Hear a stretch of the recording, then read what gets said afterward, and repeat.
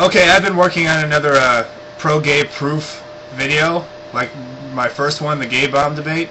And before I complete that and put that out there, I just wanted to make a video explaining as to why I'm pro-gay. Because I know I've shocked a lot of people out here, and a lot of people saw me as a Christian that they could really stand shoulder to shoulder with and agree with just about everything that I say until this. So I just wanted to explain as to why I'm doing this. What inspired me to do the extensive research into this topic that I've done, and I continue to do, is a personal experience. It was a friend of mine from college. A friend of mine from college that I was convinced was straight and had no idea he was gay. We were close friends for 2 years before I graduated and we went separate ways. And in that time that I was with him, he always struck me as a fervent, passionate Christian.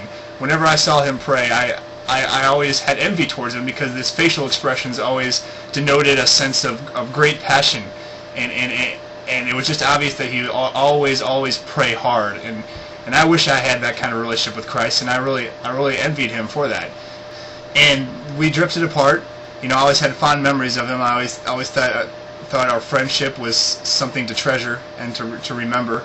And I came across him 5 years later after graduation. So 22. So I was just last year, when I was 27.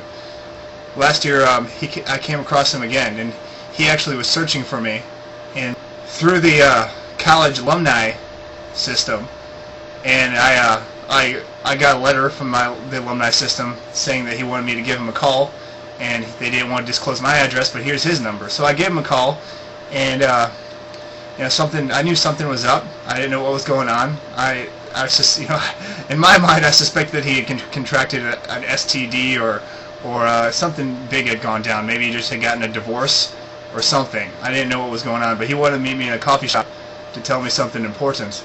And so I met him there, and he disclosed to me that he was gay, and I had no clue as to how to respond. Now, I had been socialized and trained to respond the way I did. I gave him some literature on Exodus International, and I recommended that he go to reparative therapy, which just hurt him more.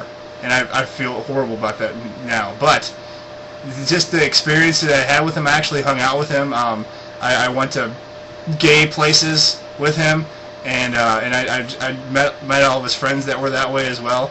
And it really challenged a lot of my stereotypes and the way I'd been trained to think about homosexuality. And I couldn't be content anymore with the information that I had been taught and that I had been given in the church. And so that's when I went out and I read numerous books and tons of articles, which I even continue to do to this day. And something that just now pulls on my heartstrings is the realization that my admiration for him back in the day as a passionate and dedicated Christian who really pursues Christ with all his heart, mind, and soul was the product of him trying to pray the gay away. He didn't tell anyone, he didn't tell me, but that's what he was doing, and that's what he explained to me, why he was doing what he was doing, and why he was so into the Christian church back in the day. It wasn't because he had some excellent relationship with Jesus Christ. It was because he hated himself.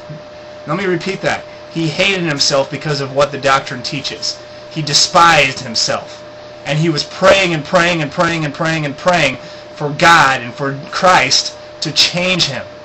And he never did it. He was never changed. He could never get away with it, even though he tried to date women and really think along the lines of being straight, and never worked. And since then, I've watched and I've researched multiple testimonies about people who have tried not to be gay, tried to go to reparative therapy, and how it hasn't worked, and some cases just made things worse, and how even in the Mormon Church, they have a phenomenon now of middle-aged gay men divorcing their wives who they were pretty much highly pressured to marry after their mission when they were a young man, and leaving all these broken-hearted women because they can't get away from the fact that they're gay. And the Mormon Church has actually reconsidered their policy when it comes to people who have homosexual tendencies, to where they're not going to recommend anymore that people who have homosexual tendencies get married. It's because this is causing a huge problem. It's leaving lots of female victims in its wake. And a scripture that I came across that really still pulls on my heartstrings is the passage where Paul states that it's better for a man to get married than to burn in lust. So Paul here is saying that to burn in lust is a bad thing, and it's better for one to get married than to be in that state. Well, the only problem with this, in my mind, is what is a gay guy supposed to do? A gay guy has that same lust that we do, but he's not allowed to get married.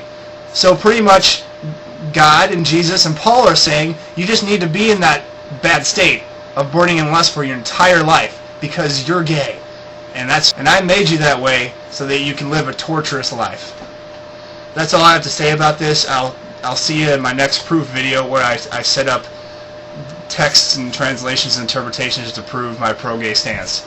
Take care, everyone, and see you next time.